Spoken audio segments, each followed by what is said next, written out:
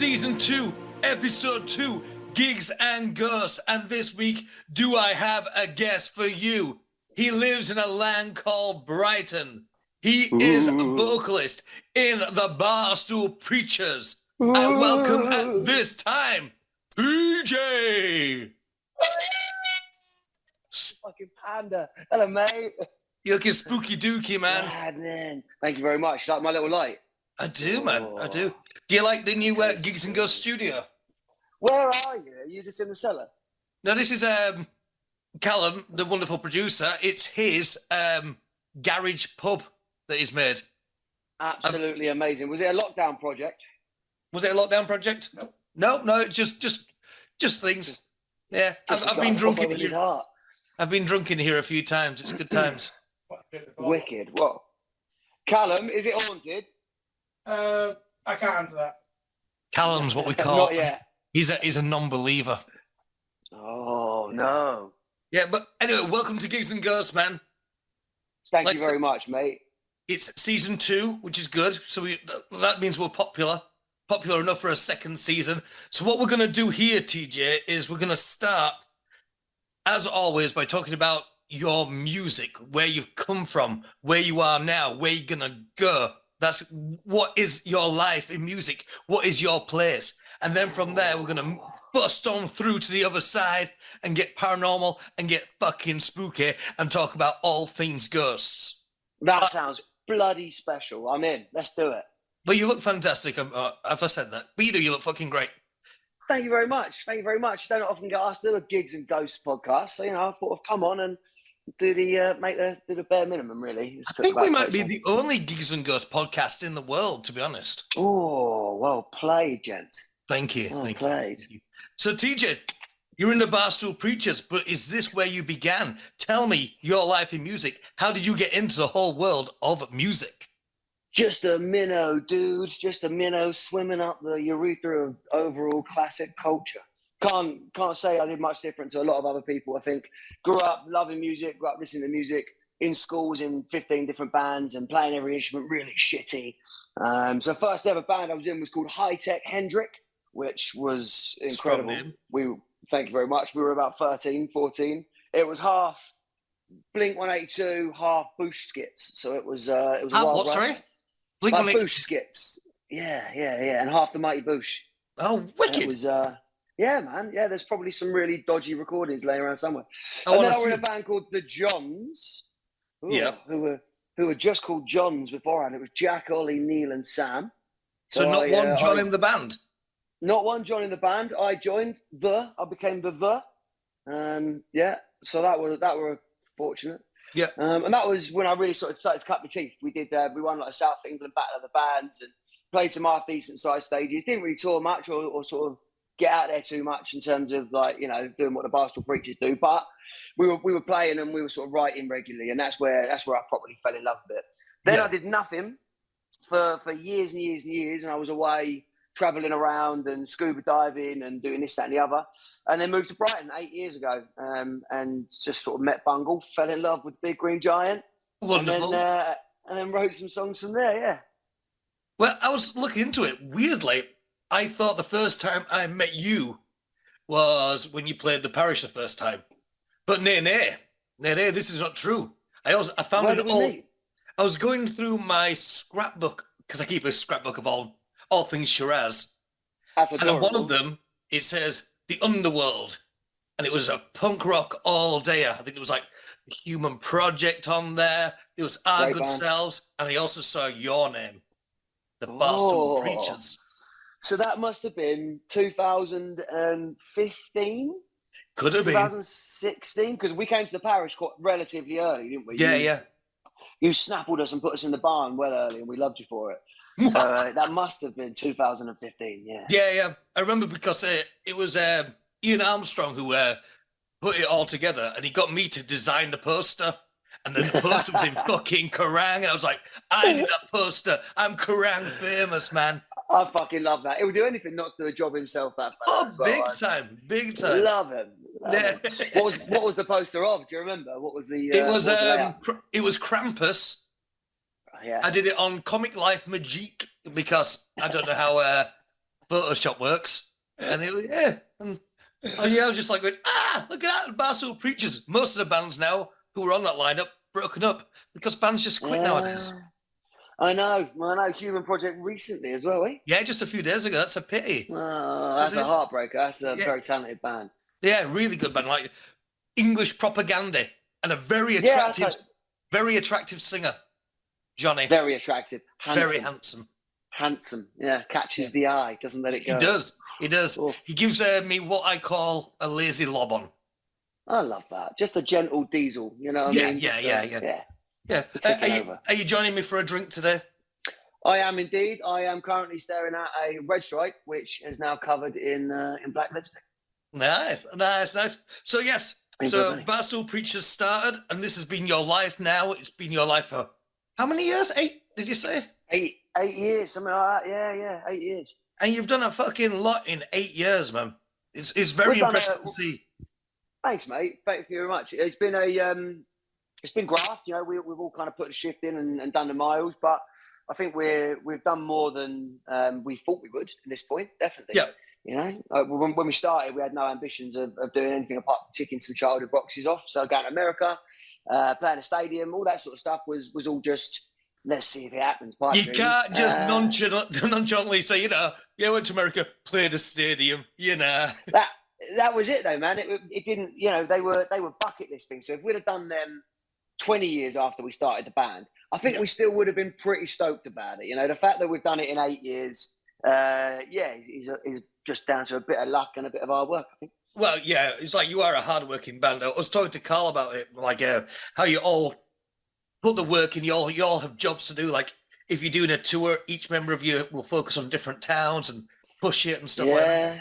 And it's really good to see because a lot of bands just expect it to come to them, and you don't, which is good. I think there's two ways of doing things. You can release singles time and time again, hope one of them catches, and then still do other stuff with your life. Or you can try and turn it into a career, try and turn it into a job, and that's kind of, a lot of people say keep the two things separate, but I can't think of anything better than jumping in a van, going to a town, playing a show, having a drink with your mates, and someone going, here's 100 quid. I've left boxes for 100 quid. You know what I mean? Like we all done and we all do sort of very sort of normal jobs. So Bungle's a chippy. Gibbs and I were in removals for. As in works in a chip shop. As in he's a carpenter. Yeah, because he's always losing his fingers. His little finger he did a week ago. So classically, that's a week before tour, or 2 weeks before tour, and then he cut off most of his middle finger, didn't he? Did just before we came to you last time, I think it was. Yeah, it was in Blackpool. I saw the picture. Yeah, minging. Yeah, minging. But yeah, he's a carpenter, which is stupid, but it is what it is. But just like Jesus' dad. Just like Jesus and Jesus. Wasn't Jesus also a carpenter? No, he was a plumber. Dabbled. He was a plumber. Yeah. There you go. Yeah. There you go. Well, that tracks. Your toilet's fine. What do you mean? Look, I'm step my foot in it. Yeah, he's like, you go to the toilet, and then he's turned it to wine. So you just was about to say, and now it's wine.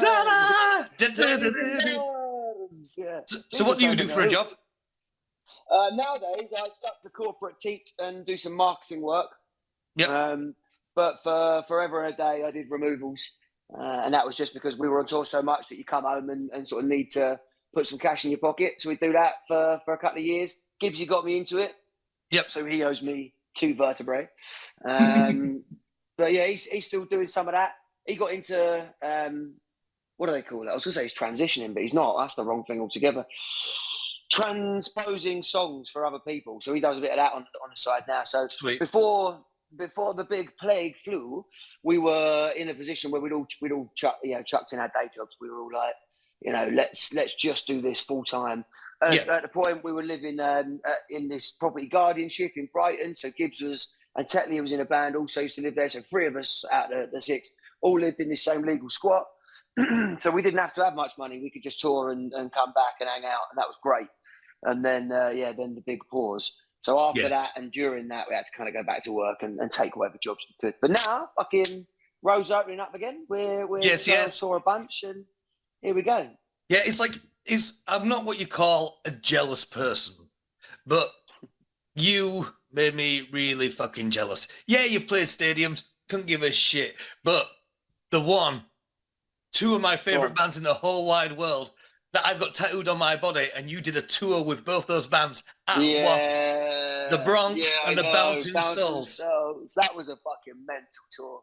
That was fucking mental. We hung out with Pete. He came to see us. We were on way back when we toured with the Street Dogs, one of our first tours in America. And Pete, being the legend that Pete is, was just out at our show in Asbury Park. He knew a buddy of ours. At the end of the night, Pete was like, "You guys want to come back and just hang out in my basement?" And we were like, "Fucking yeah." So I went back to his house. We were ripping some bongs and drinking some whiskey. And he was like, bleary-eyed, "I'm going to take you guys on tour." And we was like, "Okay, Pete. Like, yeah, whenever." Like, all right. Cheers, mate. And then they put together this tour. He called me out of the blue and he was like, "I wasn't shitting around. Like, you got to come on this tour." So getting able to watch them. And then, I mean, the Bronx are probably the best live band in the world. Oh, 100%, 100%. The best live band. Well, Mr. Shiraz, Bronx. Yeah, that's it. Bouncing Souls. You guys are in that too, you know. To even be a freckle on the ball sack of the same sort of thing as the Bronx is wonderful. Yeah. Like, they have so much flipping power. Like when Matt, I get a hard on for front people, right? So like, it's great. You can play the bass, very impressive, well done. Even to Mr. Flea, I'm very impressed by you, well done. Yeah, it's insect. But like, for me, if I'm watching a band, I'm watching the front person. I'm watching, what they're doing, how they're delivering, like, and Matt Cochran just is he's like different breed. Not to use the word, but he's like a preacher. How he talks to the crowd, how he owns the crowd, how he owns a room. It's the energy, man. It's like this transferable energy that he he's not going to stay on stage, but if he's not feeling it, he's going looking for it. And I get the vibe that even when they started and they were playing in front of 200, 250 people, I get the impression that he was still doing that then. He's always been in their faces. I didn't see the Bronx for ages. Obviously, they've been going a while, but like, I only saw them for the first time maybe a year before we toured with them. Yeah. So like, that wasn't a band I grew up on at all. So they were. It was such a flipping lovely surprise to see him go. Yeah. Have you had them? I've had at the old parish. I had the Bronx twice and Mariachi Bronx once, and I had Bouncing Souls there as well. So what? Yeah, it's like with the Bouncing Souls, it was one of those things where I was like, as a promoter, if I ever get to book the Bouncing Souls, I'm just going to retire. Then I woke up one morning and there was an email. It was the headline was the Bouncing Souls. I was like, no way, no fucking way. So we got it booked, and what a lovely bunch of dudes. Oh, lovely guys. Absolutely superb guys. When was this? Oh, when was the Bouncer? Was it 15? 15, 16? Shit. Yeah. It could be 2016 or 2017. I think it was 17. And I got offered them again just before lockdown. But I already had a stupid fucking gig booked in with some shitty band that I couldn't move. I was so pissed off. So they put it up at Brunel instead. Oh, well done for honouring that. Greg, go on. Yeah, Greg from the Bouncing Souls. He's going to be a guest this season, actually, on Gigs and Ghosts. No way. But because he's a great artist, and we both follow each other's art pages. And I just sent him a drunken message one night going, "Come on." And he was like, "Yeah, why not?" So banging. Are you surprised at how often that works when you just like reach out to people and they come back and go, "Yeah," you go, "Oh, flip." In every part of my life and career in music, it's always been the same. I go, "Come on." And then every so often they go, "All right, why not? Why not?" You've got a good face for a come on. Yeah, come on, man. Come on. Yeah, but so you've got a new album coming out. We do. I don't know when this is gonna air. Maybe on the Haunted publication, if we can get it on there for the 25th. Yeah. So yeah, if that's the case, new album comes out in a week. Comes out 31st of March. Oh, are you excited? Oh, yeah, very excited. Very excited. The reaction to the singles has been wicked so far. There's been a few people I think that have been like, "This is change. Don't you dare." Change is good, man. Change is good. Levy change at me, sir. Yeah. But I expected a lot more hate mail from Lighthouse Keeper. None of that materialised, so great. Lighthouse Keeper's a fucking tune, man. It's an hands in the air sort of one. I can't wait for people to know the lyrics and just sort of, just tear it. With each one of your singles, I've like straight away just had a listen, see what it's like, and The Lighthouse Keeper was not what I was expecting to hear. And it was a wonderful surprise to hear it, man. Perfect, man. Well, thank you very much. That was a lot of fun doing that. You know, it's so far out of our comfort zone that yeah, it was a different process altogether. Yeah, just you and a piano. And like, how did that song come about? What was the thinking behind? It was a rock and roll song for a little bit first. So I wrote it on the acoustic, and then it had this sort of Postman Pat lead line, and it was fun. But that was only because it was sort of fit into the acoustic. And then Ben Hanna, you know, the great Ben Hanna, the man that is, yes, sent me a message before we went into the demos, which turned into the real album, and was like, I think we should do 2 versions. And I was like, well, I think you should go fuck yourself, because, you know, this is my song. You should get in the fucking bin. He was like, what about if we kind of tried to leave as much space as possible?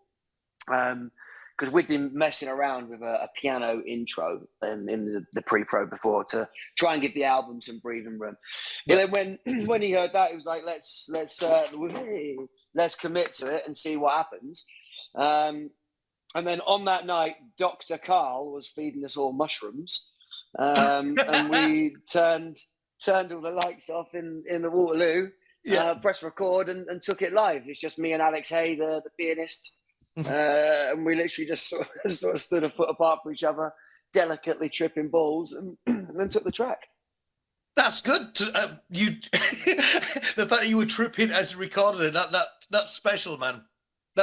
Dude, it was right on the cusp. It was when you start sort of joining the lampshade up to the middle of your chest. You know, when you're in that space and you're like, okay, this could be a little bit of magic. Let's have some fun. Yeah, that's some Jim Morrison shit right there, man. Yeah, it could have been horrific. I woke up the next day. Just a video of you both naked screaming at each other. Yeah, exactly. Writhing on the floor, cuddling eels. Oh, this is great. This is the future. Well, you know Mr. Joe Tilston of Random Hand? Oh, very, very well. I love that man. I saw him one night naked screaming many years ago. Tell me the story. Was it a ghost or was it actually Tilston? It was Tilston. We were in Kettering, and they'd played a gig. I was out with them selling merch, and we just got smashed in Kettering afterwards, and you just sleep in this pub where they made some fucking awful food. And I just remember him being completely naked and doing forward rolls and cartwheels and shit. So like Compos Mentis. Yeah. Just really drunk. What a guy. I made him eat a full bowl of mayonnaise on that tour. Brilliant. Yeah. It's got a thing called the Shiny Pound game, which I like to play a lot. And I Shiny Pound him to eat a full bowl of mayonnaise, and it was a case of him going, I fucking love mayonnaise, I'll piss this. And he got that first spoonful in his mouth, he could see the regret in his eyes. This is thick. Yeah, we left that little cafe that morning, and he just puked in the drain. That's the best thing for a belly full of mayonnaise, really, isn't it? Yeah. I think it was vegan mayonnaise as well. So as it should be. As it should be. There you go. If there's anyone called Carl watching, as it absolutely should be. Yeah. Is he Carl vegan? I don't know. Not heard him say it. I've never seen him. Maybe. I was wondering why he wore that cap. I've definitely not questioned my vegan morals a bunch of times, and then sort of suddenly in your mind's eye you see Carl's face, just really disappointed that you've even considered eating a bit of cheese. You're like, okay, I'll go back to my chicken nuggets that aren't chicken. Corn nuggets are pretty fucking good though. They are, but they've still got egg in them, so you got to eat the rawsomes, which, you know, as a turkey dinosaur generation, I'm into. That's good. But let's go back to the album instead of talking about naked Tilstons and vegan bearded men. I think that if we could ever write an album that encapsulated naked Tilstons and vegan bearded men, that would be a better conversation. It'd be a better world. Well, maybe the next album could be like a concept record, and it could all be about that. You know, I'm so into that. It'd be beautiful. So, have you got any ambitions of what you want this album to do? You know, are you gonna go top 10 and tour for the rest of your lives with it, or? So it can't I mean, it could, but it won't chart because we're with an American label, and then like counting up all the numbers from the tour. So a lot of our sort of focus is going to be the States again this year and next year. Yeah. So we're going to do some killer UK tours, but our main ambition is to get out. And there's so much more of America that we haven't tried to do and see yet. So we need to do that. There's loads of places in the UK we need to get to the first time, like Aberdeen or whatever. But the idea isn't for it necessarily to chart in the UK. Yeah, we've already done a bunch of copies on a pre-sale, so everybody's happy, the label's happy, and we're happy, and it's already done better than we were sort of hoping it would. But to be honest, man, I've got no ambition. You're a liar. You're a liar. It will be what it is at this point. Of this bolting horse, what the fuck can I do? You know what I mean? It comes out in 10 days, and if it does its thing and goes well, then great. If it touches the art of a couple of people and doesn't do much else, then also great. You know, the only thing for me is like, I don't know if you feel the same as a writer and as an artist as well, but like, what I don't want is to work on is diminishing returns. Like for me, during the creative process, so like I want to get enough out of this album to still be fired up to do a solo album and another Barstool Preachers record. And like, have the continual stokage just happen rather than feel like, I've released something and it's fallen on deaf ears or whatever. Like they're from, I've been there. Our second, mate. Our second album, which Carl was on. That's why then. Oh my, it was a whole fucking thing. It took forever to record, like years, because we kept on having to restart it and all this sort of shit. And then the first album had done all right, so I ordered like 1,000 copies, and it came all these boxes. I'm like, this is gonna be wicked.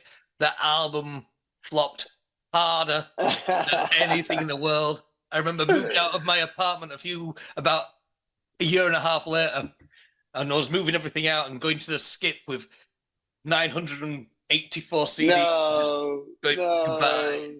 Because just after sacrilege. Oh yeah, we released that album. It did shit. As you bought one, thank you, Carl. Was it good? No, I mean there is some good songs on there, but Built in Sin's a tune. It was like my dad likes Armchair Anarchist. He would do. Yeah, but it was like one of those things where Carl left not long afterwards. We won't say why. My fault. And then Rob, as drummer, he got really ill and had to leave. So we got new members in, and then it was a case of let's not play any of his old songs anymore. Let's make the band feel like they're part of it. Write new shit. Fresh start. Yeah. Best thing we ever did. But yeah, fuck that album. I'd like a copy of that album. I've probably got some somewhere. If they're knocking around. So my old man, when they first made, I think it was Shock Troops, they literally had hundreds of them turn up to their house, and exactly the same story. No one bought them. Yeah. So they were frisbeeing them down the end of the garden. They were using them for target practice. Putting them up around the garden, hitting footballs at them, just literally throwing them away as if they were nothing.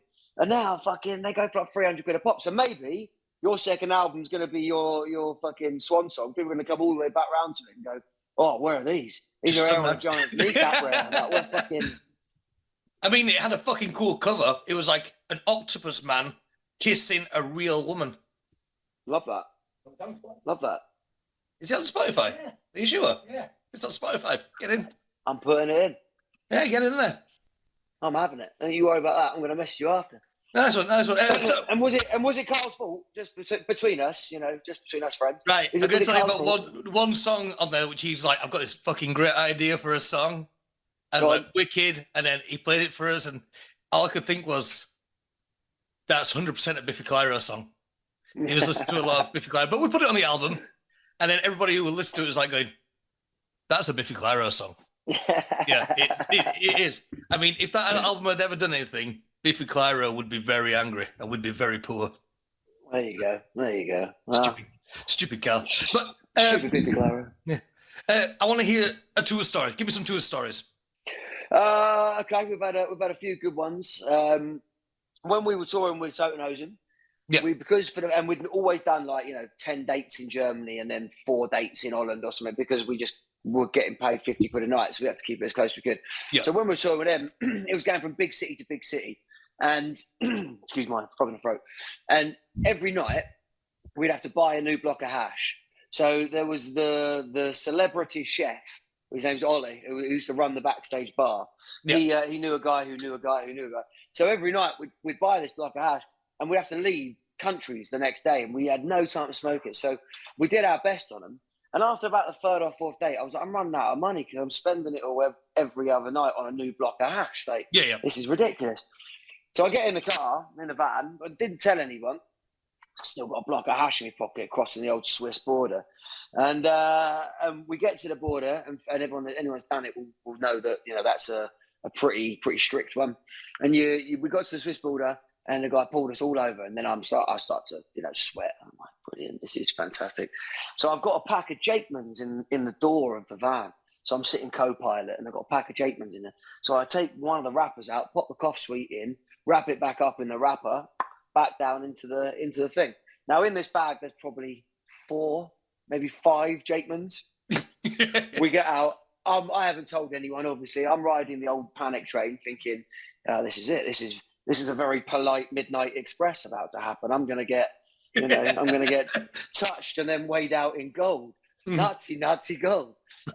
So we got to the border, and he got everyone out of the van, and they're there. They've got like geezers with glorified earbuds, and they're dusting for, I don't know, some sort of Agatha Christie murder, and we're sort of all standing up in a line. And Bungle's there. He's like, who's the driver? Bung goes over. Teetotal Bung, legend. Always good to have one in the band. Yeah. He goes over to the copper, and the copper's like, who's driving? What's this? Whose bag is this? Blah, blah. And he pulls up his pack of Jakemans. He went, what's this? And Bungle was like, bonbons, mate, like for the throat, you know, like bonbons. Yeah. Don't know where he picked that up from, but I loved it. And the guy puts his hand in, takes one of them out, unwraps it. He's like, smells like eucalyptus and licorice, all right, whatever. Whacks it back in the bag, puts it back in. I'm sitting there going, he's got a 20% chance of pulling out fucking 5 grams of hash here. I could be in serious trouble. So that's always one of my favourite memories. I think one of the others was Rebellion.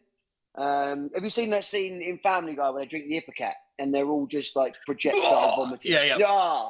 So before we went on, for some reason, it must be that fine Blackpool cuisine. But before we went on, I just started feeling a bit grotty. So halfway through the set, I have to run off stage and vomit into a bin.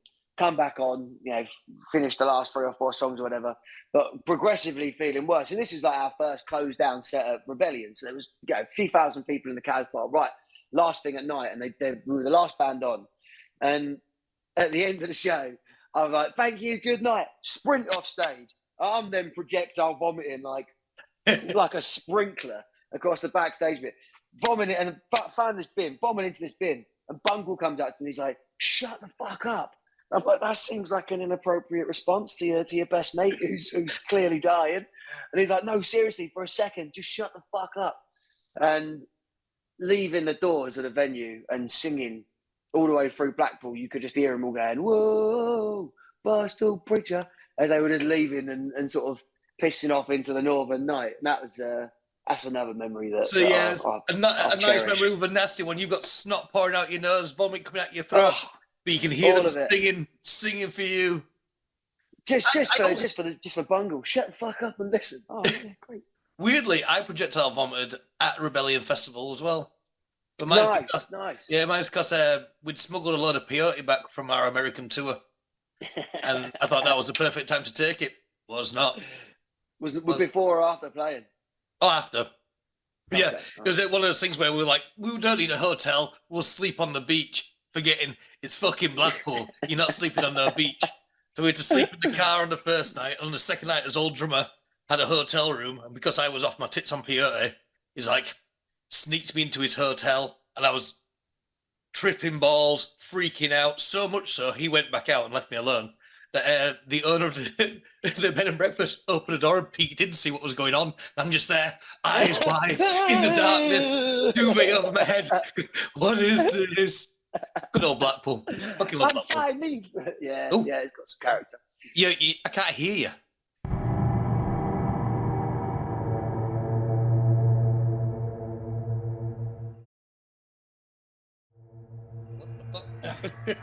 Hello. Recording in progress. Hello. Oh, there he goes. Oh, he fell over. He fell Fell over. over. That was a He's had a ghost. fall. That was a ghost. Yeah. Is it? See? Yeah. That were Litter and Wind. That were Billy. You were there. So, TJ, this is what's going on now. We've been talking about music. We've talked about your life in music. We've talked about what's coming up in your life. But now, this is where shit's going to get spooky. We're going to talk about ghosts. I'm not fucking about here, Mikey. Well, let me... I've come prepared. I'm going to ask you a question. Go on. TJ, do you believe in ghosts? Yes. I know what I saw, Mikey. You know what you saw. I know You what sound I like- saw. You sound like the sort of man who's going to go straight in and tell me a ghost story. Listen, there's time for it. There's time for it. Do I believe that ghosts are designed to interact and whatever? No. Do I think that it's potentially an echo of energy throughout the space-time continuum as we pass towards a ripple around the sun and we meet things that had a lot of energy? I don't know, man, but I know what I fucking saw. You know, like there's been stories in my family. There's been stories that my parents have had happen to them and my sister, and it's one of those ones for me that there's just so much corroborate whatever it is, evidence that yes, of course, I absolutely believe. That's good to hear, man, because I am a big believer in ghosts. I know what I've seen. I know what happened to me over the years. I live in a haunted house now, and I don't know if you've tuned into any of the past episodes. I've talked about Jeffrey, my house ghost, who he turns on taps in the night. He knocks on the doors. He does all sorts of spooky shit. This week, he did something new. What did he do? I'll tell you what Jeffrey did, the bastard man. I went out with a dog. I came back with the dog. And I was like, something seems weird. I went into the kitchen. All my hobs were on. No, Yeah. Jeffrey, that's one too far. You don't understand. I mean, it's dangerous. You can knock on doors, that's fine, but there's a cost of living crisis. fucking hell, man. You know, that could cost a fortune. But yeah, it's like Absolutely. I hadn't cooked that morning, but the hobs were on, all four. All four of them. Yeah, I was like, I've got a favourite hob, front right. So that's what I use. Not but all four were on, glowing red.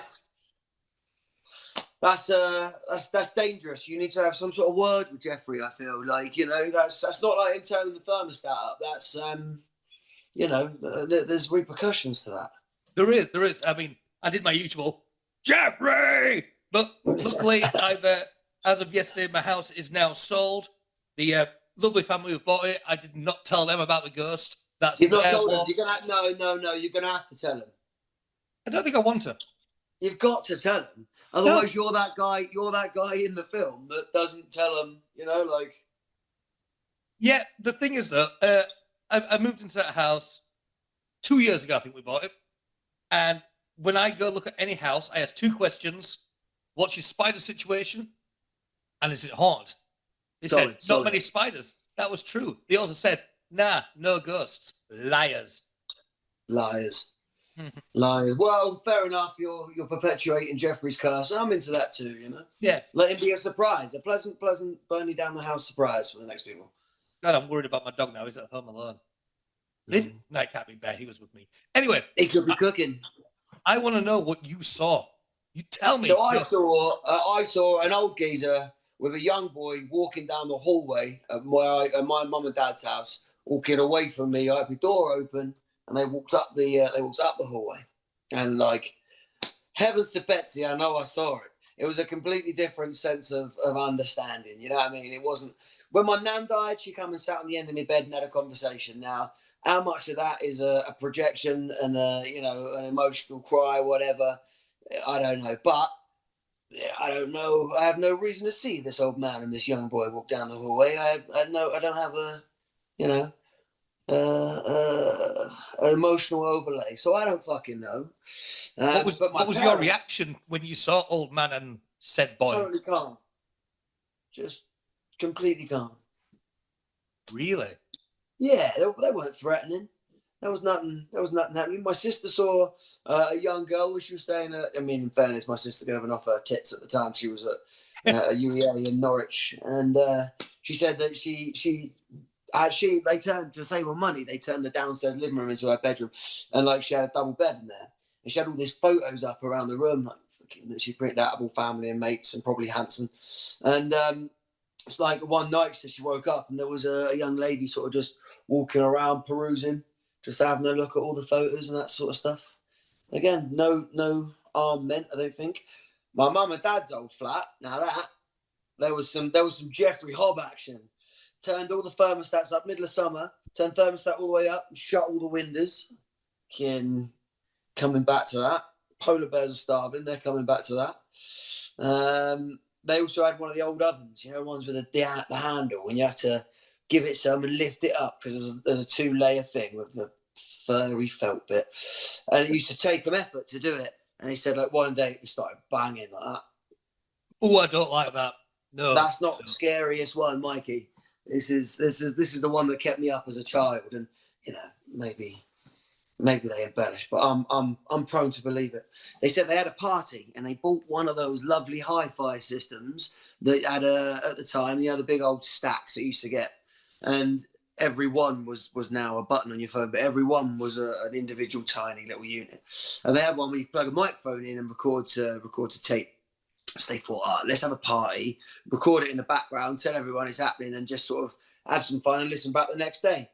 So they put it on and forgot about it. Went on their merry way. Everyone comes around, they have a night. Next morning, wake up, bleary-eyed, go, oh, wait, let's listen to that. So in the background, you can hear the party, and it's happening. It's 10% volume. And over the top of it, you got a woman screaming, help me, somebody save my baby. What? They're all freaking out, right? They're all sat around going, no, this is too much. This is off. So my dad goes down to the local library and he checks for like radio times and stuff, see if there could be any interference happening from the radio or whatever. And like nothing happened. And then one day they asked one of their old neighbours, and they said that there was a fire originally in the building that was there before, and a woman and a baby were on the top floor flat, which is where mum and dad used to live. And they both unfortunately died in the fire. And they said that was it. That kept me awake for most of my formative years.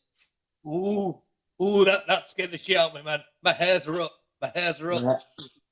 That's awful. Did you ever hear the recording?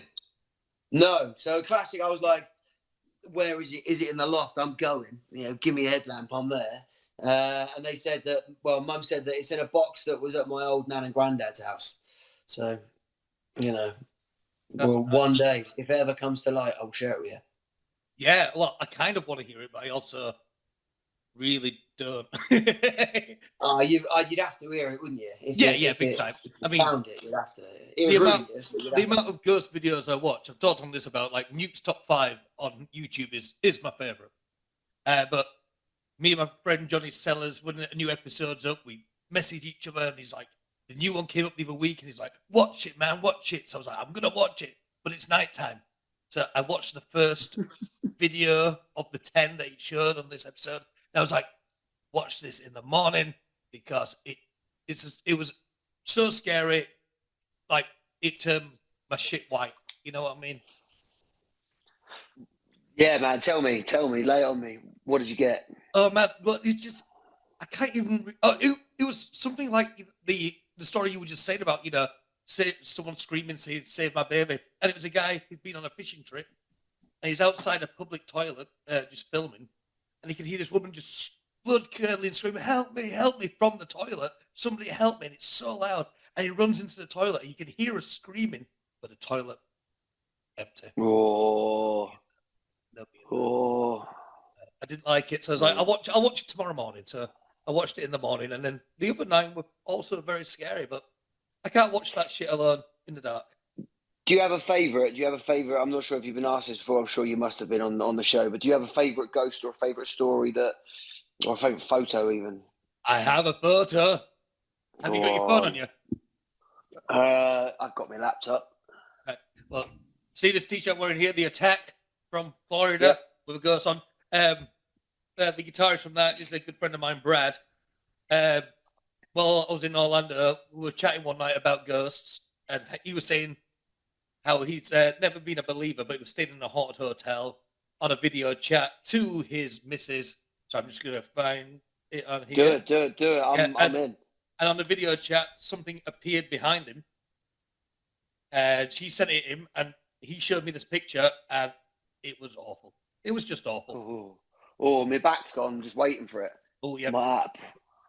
Yeah, no, I've got it here, man. I've got it here. There we go. That should be sent to you. Have a look at this picture. I want your reaction. All right. Hang on. Oh, no. No. Yeah. No. She's about half a foot off the floor, bless her.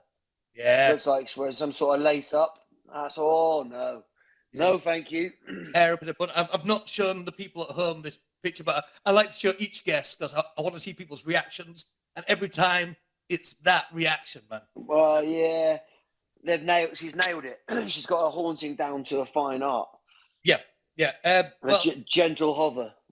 I always like say, you know, if people have got ghost stories at home, I want to hear them. And people send them me, and I've had some great ones through. Brilliant. This week, somebody sent me one. A band who actually played at Handfest the other week, of which you were there. Oh, go on.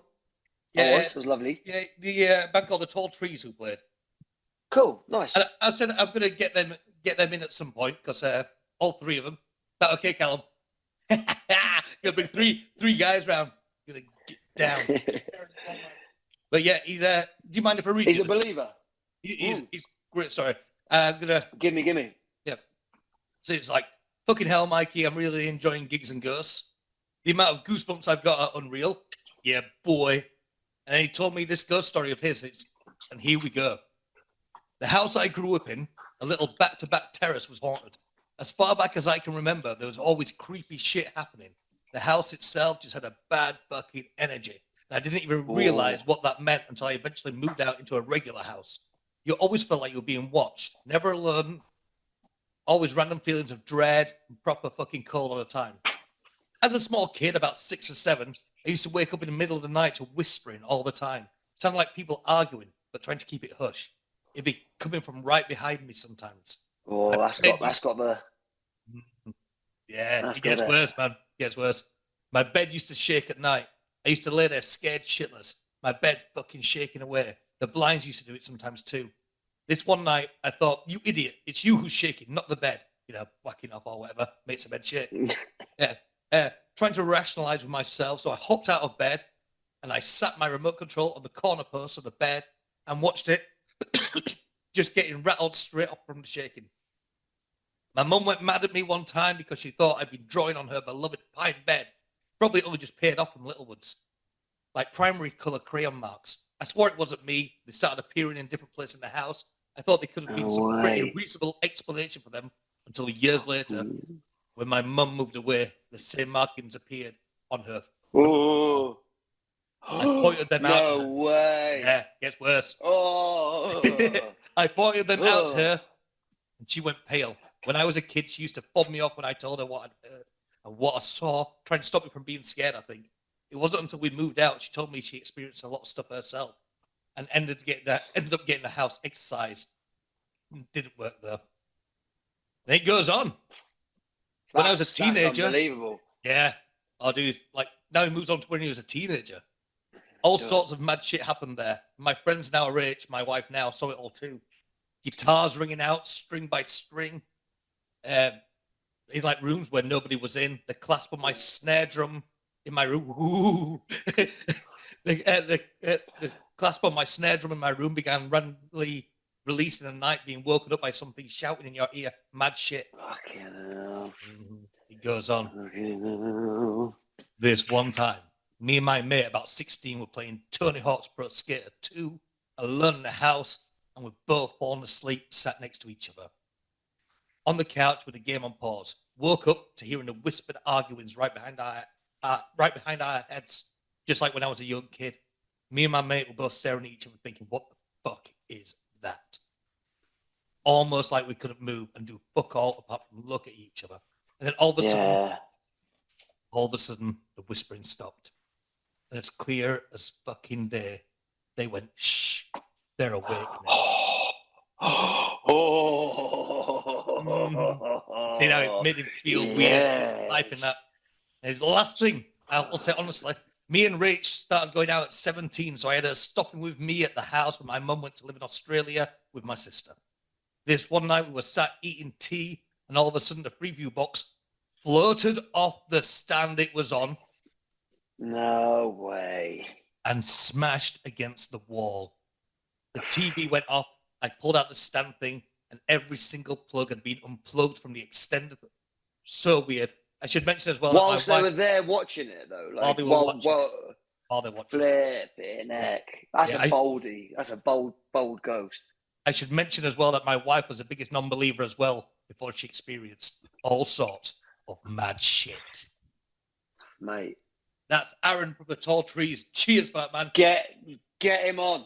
Get him on. We need this in real time. I'm going to get the whole band on because they all said that they've got loads of ghost stories. Oh. So, yeah. So, you're a believer. I like that. I like the fact you're a believer because I had a few people who were scared to admit. Why do you think people are scared to admit, even if they do believe, that they do actually believe in ghosts? I think that people are most people that have experienced something believe, obviously, and most people that have never seen something are just jealous, and they would love some sort of confirmation of extra or whatever. But I don't know why people find it hard to accept it for other people. You know what I mean? That's a bit that grinds me. Is some people are staunchly like, no, this is never going to happen. This is never true. And there are other people that hold on to it as if it's a bit of hope. You know what I mean? Like, I don't know. Yeah, I agree with that. Some people do, they want, like, maybe they've lost a family member. Like you said, with your grandma sitting on your bed. Yeah, exactly. But you say that could be your emotions playing tricks on you. But in my heart of heart, DJ, I believe that was a ghost of your grandma. I'll take it. You know what I mean? I take it. Do you remember what she said? Along the lines of, don't worry, they've got it now. It's like, it's going to be all right. Like, don't worry about it. They'll do it now. I was like, all right. That's quite warm. That's fair play. Yeah. But again, I don't know how much of that is what I saw, but I know what I saw. Like, it's real to me, and I think that's the other part of it, isn't it? Like, people just. I'm seeing a dog. You see a dog? There's two. There's two. Two dogs. That's a new dog. They're beautiful. That's Agnes. Hi, Agnes. Little rescue puppy. Hello, sweet pie. Gorgeous. There are, all right, okay, so what I want to know is there are reported sort of ghost battalions of sort of soldiers that are regularly seen, and at certain times, at certain points, will come out and still be there. And there's also reported to be packs of dogs, right? Yeah. So if it's not, is it just a replay of the soul? Is it just like literally the consciousness staying around? Like, what do you think? Is it? Well, why can't why is there no choice involved? Why is some of them benevolent, and then others which would like further the cause of it being energy form? The more violent, the bigger the energy. You hit a drum, the bigger the wave. You know what I mean? Like, if some of it's benevolent, where does that all fit in? Totally agree. I had Carol Hodge on a few, I think it was like episode 3 or something, and she was saying there's a certain sort of stone which they believe works like almost like a tape, and what was it called? Stone tape theory, where something so awful's happened that this sort of stone, which always seems to be on these sites, kind of like works as a tape and records it, and then just forever is playing it back, because it was just such heightened emotion, so much evil shit going down that it's just replayed forever. Wow, I've never heard of that. You can be damn sure I'm looking in. Yeah, it's really stone tape theory. Yeah, she brought up something else up about you know, when the old story of ghosts walking through walls. Yeah. I think, that could be a case of it's going through its old steps, and at that point, maybe at one point, there was no wall there. That could have been an entranceway. So they're not actually walking Well, through the wall. totally. That's why they do go through walls, isn't it? It's because like the walls aren't there. It's still seeing its time. It's not necessarily. Then that's another big divide, isn't it? Because they're awake now. Like those ghosts were aware of the present moment. They weren't just going through their steps, walking through walls. Jeffrey turning a hob on, that proves a sentience to the point of being able to interact with now, which is not, there's a huge divide of like the replay ghosts and then the interactives. Oh, 100%. It's like maybe Jeffrey was hungry, Maybe he turns the taps on because he wants to wash his hands. But I remember. How does he know how to use Ob? No, like unless he's died within the last 40 years. Yeah, well, it's an old 50 hob. years. It's an old hob, and like the house. It's an old hob. Yeah. It could have been Jeffrey's hob, man. Looking at it. Made of tapestone. Yeah, but yeah, it's like my old boss in my first pub job. I worked at a place called the Crown, and that was odd as shit. And he told me crazy stories about. There was a hob story one day where he was doing a line clean, and in the kitchen, he just heard all this noise and could smell food cooking.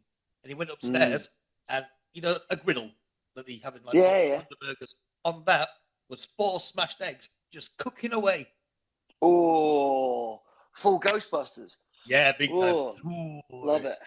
But he said like when he was doing a line clean once, where all the barrels were, as he was doing it, an old lady just walked from behind the barrels and said hi, and carried on walking. But I mean, pubs have seen shit. You're living in a fucking new build cul-de-sac where the last 30 people to walk through there were, on a trail, or you're more likely to see a ghost of a hare, aren't you, or maybe a deer. But if you're in a pub, that's had people there for hundreds of years. That was a communal living room where everyone's fucking story interwove. I was reading this theory where we are on our solar journey, right? We come into, because of the axial tilt, we come into like times where if say a tragic event happened and that's the epicenter that creates the waves outwards, right? And at certain points you'll come to within the same radius as the energy that was created at that time. So I was reading the theory and it makes sense to me, that what we see, and a lot of what we see, could be made up of this excess energy just interacting with the plane that we live on and the plane that it was originally designed for. Maybe there's ghosts being projected out through space a million miles per minute that, just fucking live out there. I'm a believer. I don't think where's it supposed to go? It's mathematically proven that we're gonna run into this energy at some point. Yeah. Brilliant. Yeah, it's like it's all crazy, and I fucking love it. I love getting to talk to people about it, especially people like you who like have great stories, have great theories, and like believe. But there's one question which I'm not going to keep you much longer because you've got shit to do. You got to go out and look all spooky on the streets of Brighton. I have to go haunt at least like 6 kids tonight. There's been football against Mum on Deo for weeks. I'm going to go stand in windows like, don't play with that tiny size 4. Use a size 5. You're big enough. But there's a question we like to ask each guest. Would you, TJ, of the Barstool Preachers, would you fuck a ghost? Yeah, of course.